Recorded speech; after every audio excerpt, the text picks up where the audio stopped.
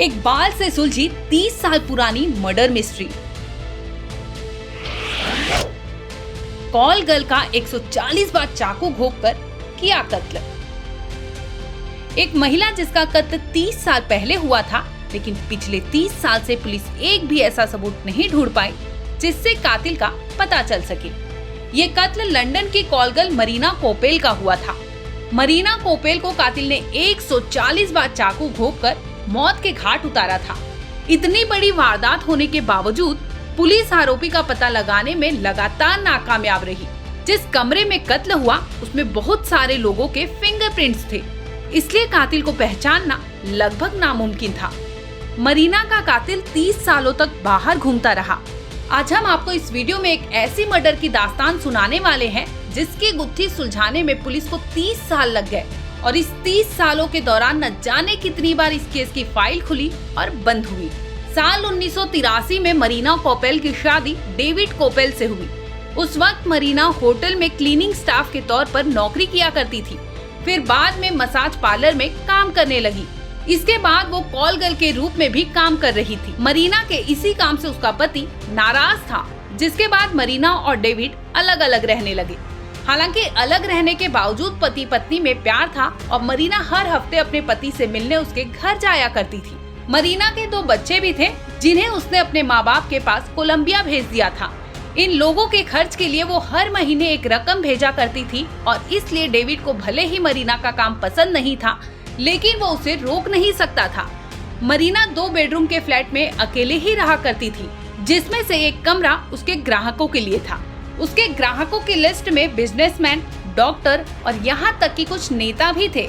मरीना की मौत से एक दिन पहले यानी 7 अगस्त 1994 को मरीना अपने पति से मिलने उसके घर गई, लेकिन वहाँ दोनों की लड़ाई हो गई और मरीना वापस अपने फ्लैट आ गई। अगले दिन मरीना और उसके पति डेविड के बीच फोन पर बातचीत हुई और दोनों में सुलह भी हो गई। दोपहर बाद डेविड ने एक बार फिर मरीना को फोन किया, लेकिन उसने फोन नहीं उठाया। डेविड ने शाम तक कई बार उसे फोन कॉल किया, लेकिन मरीना की तरफ से कोई भी जवाब नहीं मिल रहा था। रात के करीब 9 बजे थे और अब डेविड को उसकी चिंता सताने लगी थी। वो सीधे उसके फ्लैट पर पहुंचा, जहां क्लाइंट वाले कमरे में मरीना की लाश पड़ी थी। ये सब देखकर डेविड के होश उड़ गए। जैसे तैसे डेविड ने अपने आप को संभाला और फौरन पुलिस को फोन किया, लेकिन मौके पर पहुंची पुलिस को ऐसा कोई ठोस सुराग नहीं मिला जिससे वो कातिल को पहचान सके। मरीना का खून पूरे कमरे में फैला हुआ था और ये वो कमरा था जहां उसके ग्राहक रेगुलर तौर पर आया करते थे।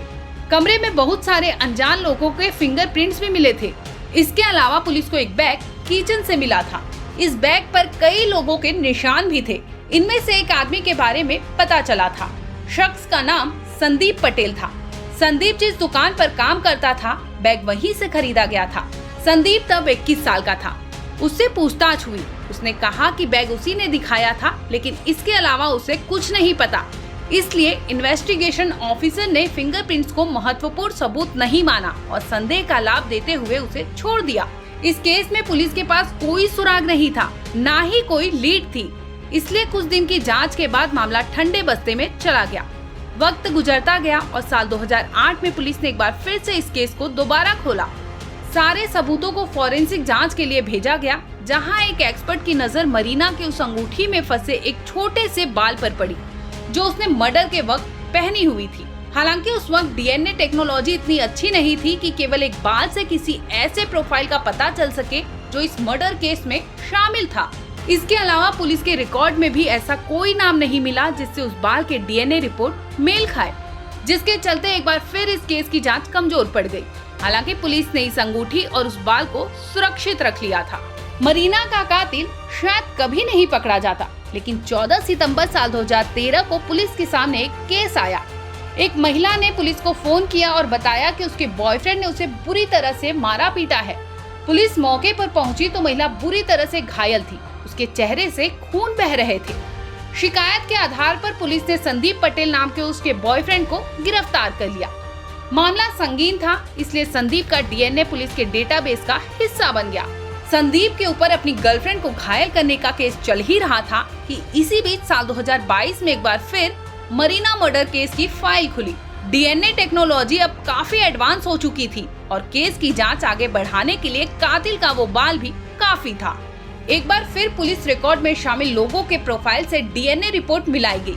रिजल्ट आया तो सब हैरान थे, क्योंकि ये प्रोफाइल और किसी का नहीं बल्कि संदीप पटेल का ही था। अब पुलिस ने मरीना के कमरे से उसके पैरों के निशान सहित बाकी सबूत जुटाए और कोर्ट में पेश किए। इस जांच के बाद ये तो साफ हो गया कि मरीना का कत्ल संदीप पटेल ने ही किया था, लेकिन अभी भी एक सवाल बना हुआ था कि क्यों संदीप ने मरीना को 140 बार चाकू घोंपकर मारा और उसकी हत्या कर दी। दरअसल संदीप उस रात मरीना के पास क्लाइंट के रूप में गया था, लेकिन वो सेक्सुअली परफॉर्म नहीं कर पाया, जिसके बाद उसे अपना अपमान महसूस होने लगा, जिसके चलते उसने अपना कंट्रोल खो दिया और एक खौफनाक वारदात को अंजाम दे दिया। हालांकि इस मामले में पुख्ता तौर पर हत्या की वजह किसी को नहीं पता चल पाई, क्योंकि संदीप ने कोर्ट में कुछ भी बोलने से इनकार कर दिया था। उसने कहा कि उसे नहीं पता कि उसके फिंगरप्रिंट्स और उसका बाल मरीना के कमरे में कैसे पहुंचा था। 30 साल पहले हुए इस हत्याकांड में कोर्ट ने फरवरी साल 2024 में कातिल को सजा सुनाई। कोर्ट ने इस मामले में जो सबूत कोर्ट के सामने रखे हैं, उन्हें देखते हुए संदीप को 19 साल की सजा सुनाई गई। ब्यूरो रिपोर्ट, क्राइम तक।